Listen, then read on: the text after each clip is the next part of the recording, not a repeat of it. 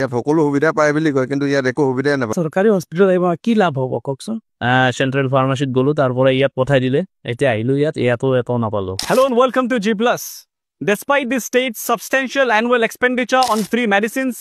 many patients are compelled to purchase medications from private pharmacies due to shortages in the public facilities. This incident is a part of a broader issues in Assam, where patients frequently face difficulties accessing essential medicines in the government hospitals. আহিছিলো তো bike accident হৈছিল মোৰ দুখ পাইছিল মানে সৰু বাচ্চা এটা তো এটাও পোৱা নাই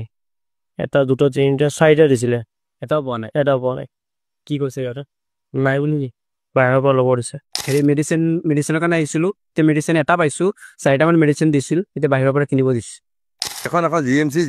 চৰকাৰী মেডিকেল ইয়াত সকলো সুবিধা পায় বুলি কয় কিন্তু ইয়াত একো সুবিধাই নাপায় মই এতিয়া মেডিচিন কিনিবলৈ আহিলোঁ মেডিচিনৰ তাৰ আধা মেডিচিন পাইছোঁ আধা মেডিচিন পোৱা নাই সেইকাৰণে চৰকাৰক জনাইছে যে এই মেডিচিনসমূহ সকলোসমূহ পোৱাকৈ চৰকাৰে দুখীয়া শ্ৰেণীৰ বাবে সহায় কৰিব লাগে বুলি মই আশা ৰাখিলোঁ ডক্টৰবিলাক কৈছে তাত কৈছে এইটো ফাৰ্মেত আহিলে চব আপোনালোকে ঔষধ পাব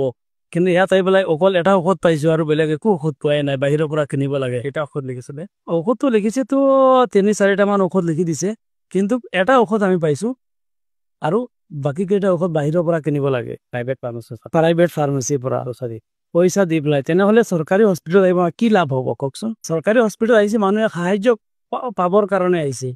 যে ঔষধ হওক যি হওক ল'ব লাগিলে মানুহে ঔষধ কমক বেছি পাব লাগে এটা ঔষধ পালেতো আমিতো নহ'ব নহয় মেডিচিন এতিয়া দুটা লিখিছিলে কিন্তু মই এটাও পোৱা নাই এতিয়া সেন্ট্রাল ফার্মাসিত গলো তারপরে ইয়াত পঠাই দিলে OPD ফার্মাসিত টাকা লেগে যাওক তাতে পাই যাব এতিয়া আহিলো ইয়াত নাপালো